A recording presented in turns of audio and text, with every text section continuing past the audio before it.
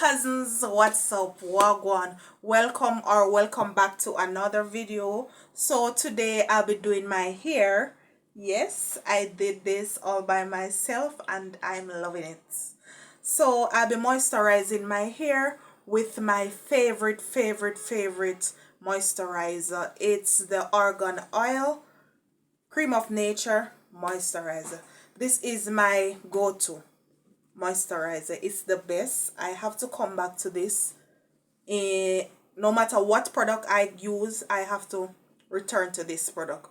So as I said before, this is the product that I'll be using in my hair. My hair is very dry right now, so this is my savior. This is going to save my hair.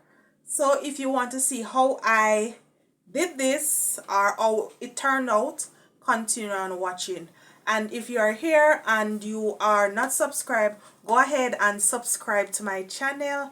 I would really appreciate the support. Please remember to leave a comment down below and like this particular video.